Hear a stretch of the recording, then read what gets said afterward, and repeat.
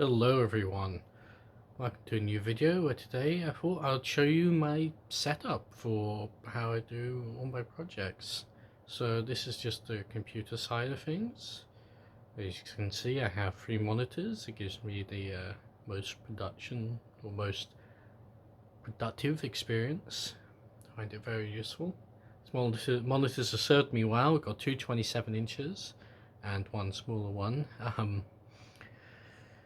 They are getting there in age, but holding out, for hopefully another 5-ish years before I'll upgrade. I definitely want to go with 27 inches again, and I'll probably go with 3 of them again for that. So we've got the transformers on either side. And then over here is where things actually happen. So we have TV in the background. This allows me to do all sorts of things, pull up videos or reference images while I'm actually working on something, so it's very useful to have that. That itself is connected to a MacBook over here. Don't recommend getting a MacBook. They might seem nice, but 5 years after you buy one, it doesn't seem so nice, The batteries are really good to begin with, and then over time, yeah. And then, of course, Apple does all sorts of dumb design choices, so something might break in a dumb way, and it can't be repaired, and you have to get an entirely new laptop. So get something that's a bit more reliable or future-proof. So here's the spray booth next to that. And in the spray booth right now, I have both a Dremel, a rotary tool, not specifically a Dremel, and a hairdryer. Hairdryers are very useful if you are doing professional painting. At least small scale stuff, not like painting a house, but professional model painting. It's very useful to have because it speeds things up so much.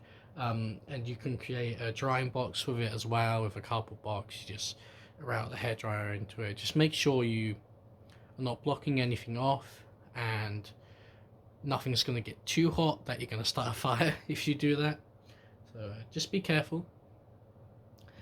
Also got things like paint clips and a little paint stirrer there. Definitely recommend a little paint stirrer. I do also have a paint agitator here on my desk. It's on my desk over here because it won't reach over here. Now the actual main area where I do things. So I have a simple process. Bring the camera in a bit. So for making model kits, I'll usually use these nippers here. These used to be God hand covers, not anymore. So we've got Mr. Hobby nippers here. I recommend these over God hands. They don't break like God hands do, and they're just as sharp. There's many options nowadays for flush cutters, and I would recommend Mr. Hobby as one of them. And if it's a heavier gate, I'll use this more heavy duty dual blade cutters, just because I don't want to stress out these too much. I mean, these haven't failed on me yet, and I have put them through some pretty rough times, but I don't want to break these. So if you do have God hands, always do your first cut, the cut that's cutting on your gate, with some cheaper nippers. That will just take a lot of the stress. If you're doing the dual cut technique where you cut the gate and then you cut closer to the part where the sprue actually goes into the part. Now for those, let's see, we've got runner stands here. This one was from the Strike Freedom Just made another one. There's probably 50 million copies of that stencil online. It's not complicated. In fact, yeah, it even shows you that on the bottom. Very easy to make. You don't have to spend a ridiculous amount of money getting a sprue stand when you can just use a box, like a cereal box or a bottom of like a model kit, and you make your own. Then we got all the paints behind. These are a mixture of all sorts. For hand brushing, I believe I found a company I'm happy with, and that's AK. They're pretty good for both hand painting and airbrushing. I will say, when it comes to airbrushing, you do want to make sure you have something that will stop the paint drying out too fast. It can lead to clogs and like dry tip and stuff like that, and it can be a bit of a hassle painting with acrylics, so specifically AK. I like these because they are water based. It means I don't have to worry about smell or toxic fumes in the air. I mean, you don't even really need an extractor with water based. I would recommend it anyway, or at least wearing a mask. But yeah, AK paints, they're nice, so I definitely recommend them. However, if you are only going to airbrush, try some other things out.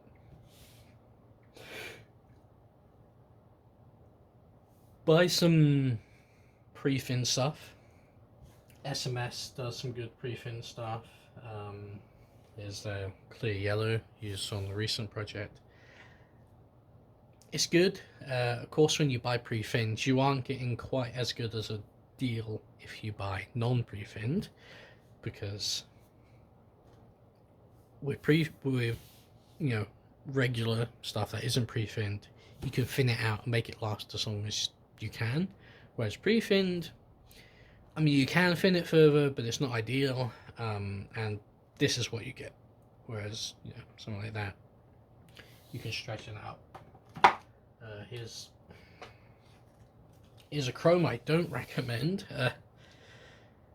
AK Super Chrome. I mean, it's okay if you want a really shiny silver and you don't want to prime and you don't want to paint anything over it. And if you paint anything over it, just know you're not going to get chrome or super candy, like super chrome finish. You'll still get a nice candy finish, you'll still get a nice chrome, but it's not going to be like that perfect reflective surface though, using this.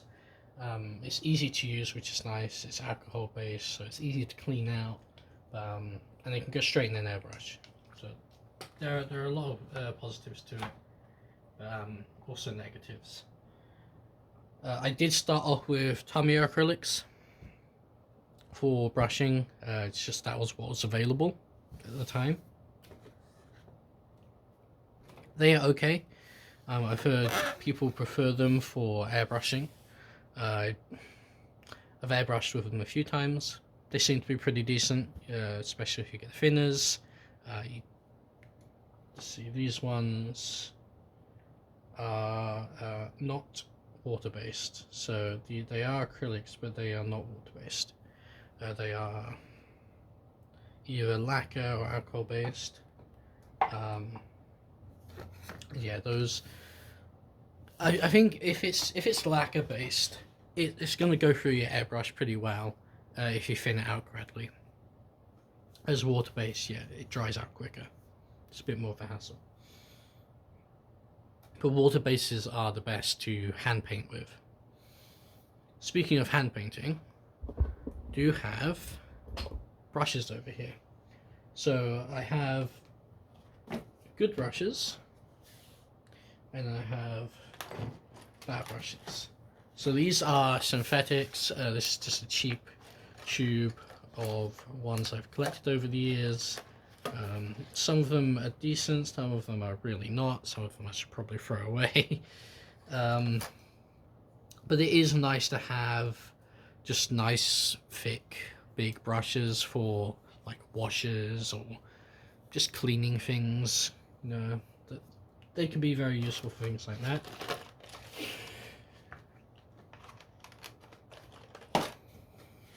And here we have our nice non-synthetic, like actual organic brushes. Kalinsky Sable brushes here. This is the Squidmar set. Didn't realize how lucky I was to get this set, but with how restrictive the actual brushes are. So if you are able to get this stuff, definitely go for it. But if it's something that if you think it's going to get caught by border security, just make sure you check up on your laws, and if it is likely to get caught by border security, I wouldn't recommend this. There are some good synthetics you can get. I actually have some good synthetics in this container even, and there are alternatives, but they aren't quite as soft as these. These are just very nice, and I do recommend, if you can get them, get them. But yeah, I do have some synthetics in here. Let's see, this is not synthetic, this is a Da Vinci brush. I don't believe this is cut. I think this is how it was originally. You can just use it for a few things. I haven't used it recently though. It's okay. This one is, I'm not sure. Can't even read it anymore. It's rubbed off. This feels synthetic, and I cut this one down.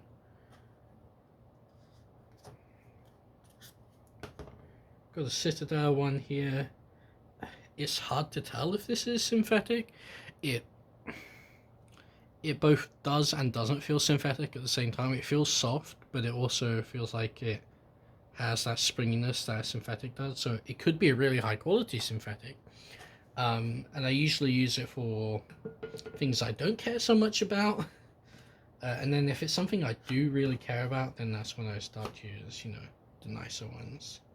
But yeah, you can see these are all being used to certain degrees, certain amounts. In fact, this one doesn't look used at all. Maybe I haven't used this one. But the thing is, with brushes, you can use even like a really big fat brush like this, as long as it has a really good tip. You can use this on basically any size that you want. The only reason that you want to use smaller ones is when you don't have the clearance to use a bigger one, where you're worried that you might bump into surrounding parts. This was an SMS paintbrush. It's okay. I've used it for quite a few things. Kind of regret it at times. I don't know. Have the Citadel paint thing over here. The paint cup. People are like, "Oh, it's a scam." It's okay. I wouldn't say it's a scam. I wouldn't say it's worth it either, though. If you can get one of these Citadel paint cups for like a few dollars, get one, because it's nicer to not have a mug that you're gonna ruin, which is a lot of people do. And also this has ridges. It has brush chip point things so you can actually pull the brush through. I wouldn't necessarily recommend that after you've used this a long time, because these are going to clog up and everything. And I do recommend actually properly cleaning this if you are going to use things like that. There's also ridges on the bottom. People are like, "Oh, you're going to ruin your brushes if you do that."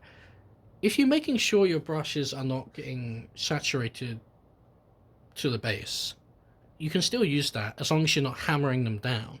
As long as you're just gently tapping against those, because it just agitates the brushes. It agitates the actual color and the pigments out of it.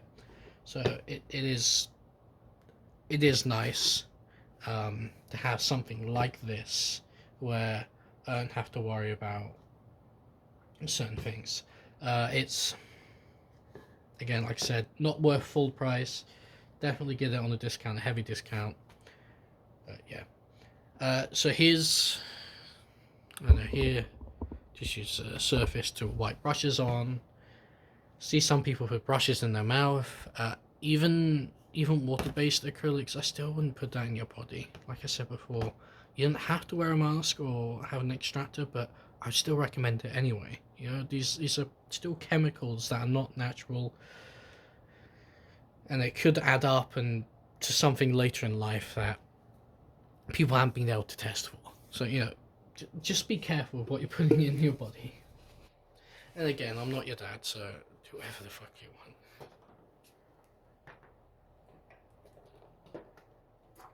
Behind all of this stuff here, you might see a white rectangle.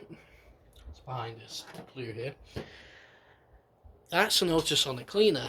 I do not recommend that one. I don't remember the brand or whatever. It was like $30. New Zealand dollars. So what, like 20 US dollars, even less probably, like 17 US dollars. You can get a cheap ultrasonic cleaner. Just make sure it's properly waterproofed. This had it did have membranes behind the buttons, but it didn't have any protection on the actual motherboard, and it got splashes because of course it's going to get splashes, it's going to get wet. The whole point is you put water and cleaners in there, and yeah, it fried the board. It does work now. It's just I disconnected the actual control board and I directly connected the motor to a USB 5V, and it does work. It is just a single motor as well, so that's another thing to keep in mind if you get a cheaper one. It is just going to be like a motor in the cheaper ones, whereas if you get a more expensive one, they're going to have like little speakers in them that are vibrating at a frequency where it will actually agitate the materials inside of the water better than a motor will. Because a motor is just vibrations, it's just an agitator really. This glue, I recommend it. It's a two-part, well not two-part, you can use each part. Well, you can use this on its own, right? It's regular CA glue. This is an accelerator. This brand for New Zealand, I recommend it. It's the only one where you can really buy an accelerator and a glue together. For some reason, no one else really does that over here. You have to get them separately. They might not even be compatible. But it's good. I recommend if you are doing stuff that needs CA glue, definitely get something with an accelerator. It helps a lot. I mean, with model kits, I'm not really using it much. I'm using more like plastic cement, but it's nice to have, especially if you're doing dioramas. It's good to have something that just instantly sets and you can just let go and move on. A lot of things you'll notice are about saving time. I mean, time is money, especially if you do this stuff as a job. So definitely things to consider. I have a little cup here with all sorts of things. Should put that in there. Yeah, that's about everything I wanted to go over. Oh yeah, things underneath the table. So underneath the table,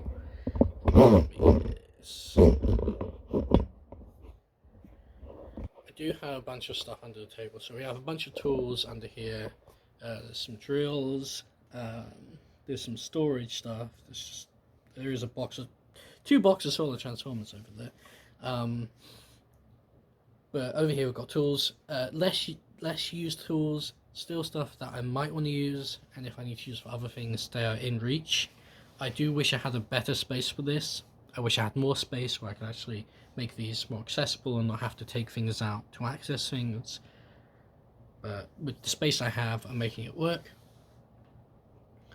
We have a bottle of IPA, hydrogen peroxide, cleaning things, hydrogen peroxide for brightening things again. And next to it, we have a box of kitty litter. Also a mess mat, because that is right below my spray booth. Sometimes splashes happen. I recommend getting kitty litter because you're not meant to dump your paint water in the drain. In most places in the world, there's actually laws against that sort of thing. So please, if you are someone who paints regularly, hand brush, airbrush, even does DIY projects, bigger projects which require paint, make sure you're not dumping things down the drain. Right? Water-based acrylics, you can probably get away with that. You still shouldn't be doing that. But especially like enamels, lacquers, even like plastic-based paints, you really do not want those down the drain, because the water is going to get cleaned up, it's going to get recycled, and then that's going to be used as drinking water. You know, a lot of people don't realize that. Yeah, tap water, regular, plumbing water, that's recycled water. It's water is it's not a infinite material. We do have to recycle it. I mean, it's technically infinite uses, but it's not a material that just keeps existing from nothing. So definitely get some kitty litter. This will allow you to dump your paint waste into something. I have this right below my airbrush, so when I want to clean, I can just spray into here. If I have any excess I need to spray out, or into my booth. And I do like flushes with just, this is water. I could probably put some cleaner in here as well if I want, and I'll just spray, just clean it out like that. Of course, if it's not water-based or an acrylic, I'm gonna need to step it up with some IPA or something. I have a bottle of IPA. Worst case scenario, if you get dry tip, then you have to disassembly, and then you have to take a needle out and just give that a quick clean, and you can put things back together. Ultrasonic cleaner is good if you are doing things regularly. It's nice, you can just drop it in for 10 to 20 minutes and it'll get things mostly clean, and if it's stuff that's really stuck on there, it's going to get it to the point where you can just wipe it off. But yeah, definitely get something like kitty litter. Try not to get the clumping version. I made a mistake, I got the clumping version. It's not going to last as long if you get the clumping version. Make sure you get clay based, don't get the silica based ones. Clay based one, at least you can dry it out, you can use it for longer. Silica one, it's not as good for the environment, and it's not as usable long term. So I'm going to actually grab that dirty paint water and just dump it in there. And this could use a bit of a rinse. Take a squirt bottle and then squeeze it a bit too hard and launch the cap into it. Don't do that.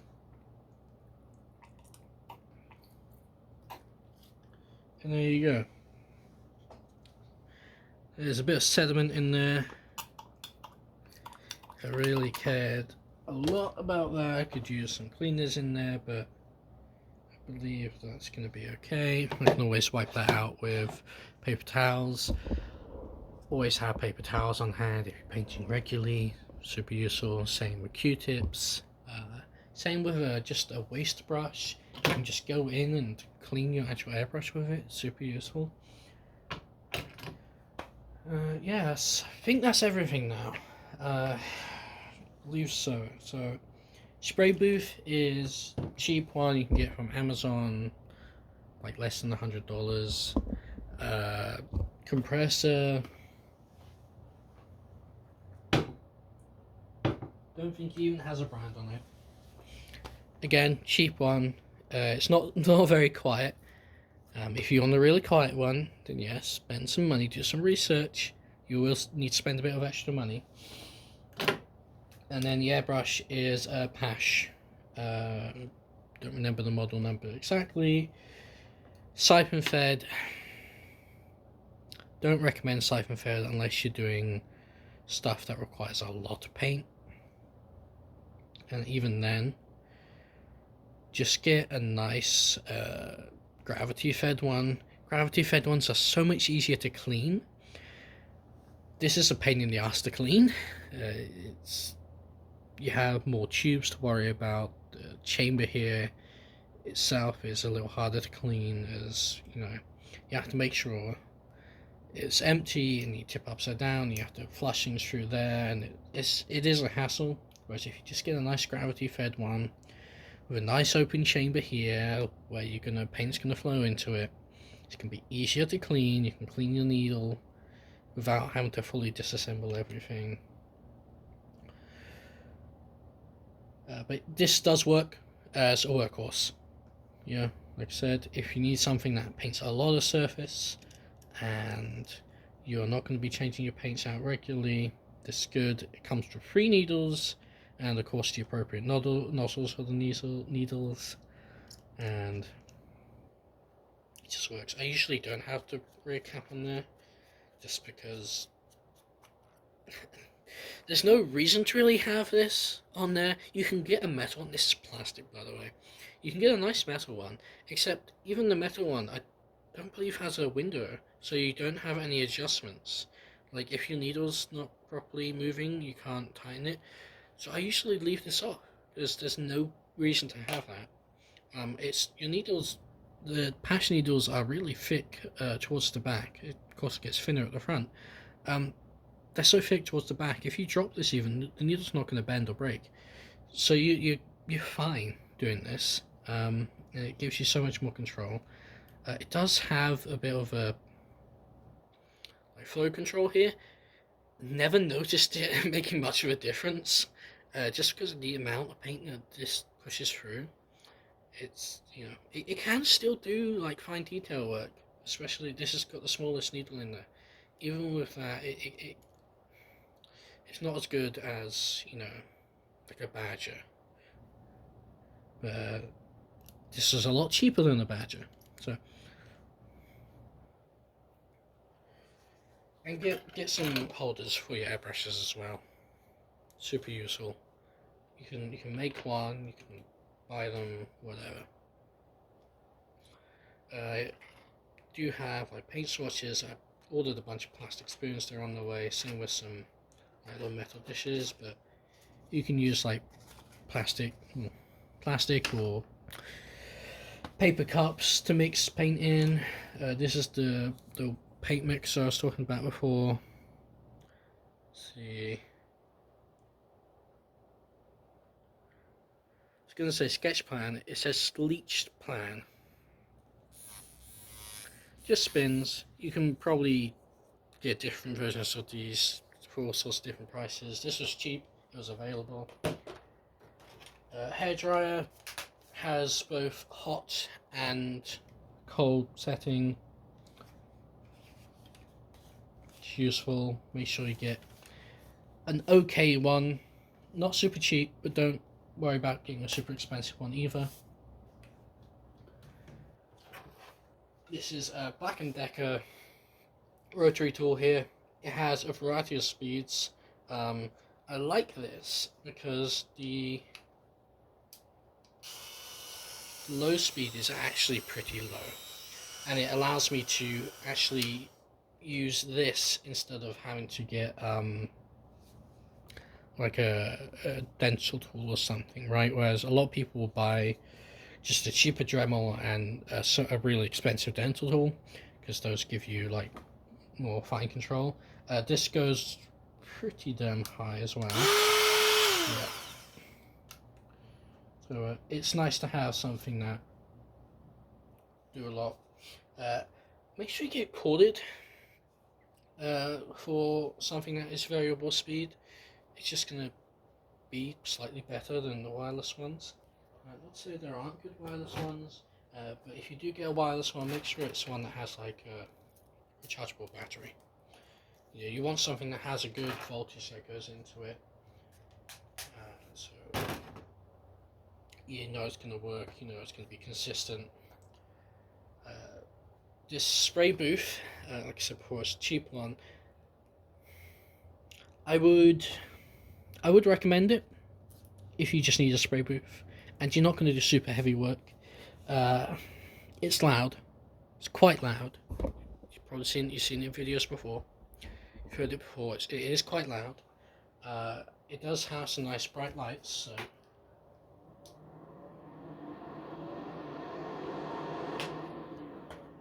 this is going to be the loudest part of the setup, usually. There are those nice waterfall ones. Those require you to be right in there, and I don't know how well those are for picking up blowback. So I guess you're not really meant to get any blowback because it's all going to be picked up by the water. I'm waiting to see some reviews on that before I decide to save up one of those, because those are really expensive. They are silent, or near silent. It's very nice. Only other thing to mention, get a wet palette for hand brushing. There's one over there. It's just a cheap one. Just make sure you have one with a nice sponge in there. Make sure you clean it out. Don't leave it for like a month. I mean, you could probably leave it for a month, but don't leave it longer than a month. You will get mold, because it is a nice warm, not warm, but it's a nice moist air environment. It's gonna get mold. Don't ask how I learned that. That's it. Now that is truly everything. I've gone on for long enough. Gone into quite a bit of detail. This sort of things I use. This is sort of things I recommend if you want to get into painting, making models. Get like a nice cutting mat. Don't worry about how dirty it gets. If you've got acrylics on there, you can actually probably use some nice paint strippers that will not damage the actual grid on your thing. If you're like me and you're painting all sorts of stuff, don't worry about your cutting mat getting dirty. Alright? You just, really what you want is a nice smooth surface. That's the most important thing with a cutting mat, because then at least you can use a ruler on that to get nice straight cuts. Yeah, that's everything. Alright, thank you for watching. Gone on for a bit longer than I originally thought I was going to go on for, but I wanted to get into everything, properly explain it, things that I use, the things I recommend, things I would recommend to avoid as well, things like cheaper enamels, they might say they're a hobby, but on the container, but make sure you get something that's from a reputable brand, something that people can attest to. You don't want to waste your money, and you want to make things go as long as that they can last for as well. Even if it's like 20 cents you save this time, if you save 20 cents another time, and then another time, it adds up, right? So yeah, keep those things in mind when you're getting into the hobby, and don't forget to have fun as well. It can be easy to lose that. If you're ever not having fun, just stop. Come back tomorrow. Your project will be there. I think that's it. Thank you for watching. You know what to do. Hit the like button, comment, subscribe, share the video if you think this is going to be helpful or useful to anyone. It really does help me if you share the video, if you like, if you comment, and especially if you subscribe. If you want to be notified or when I upload a video, hit the bell and then you hit all. If you don't hit all, YouTube, the algorithm, it will prioritize showing you new stuff, so and you will probably not see when I upload a video. So keep that in mind. Thank you for watching. See you in the next one. Bye for now.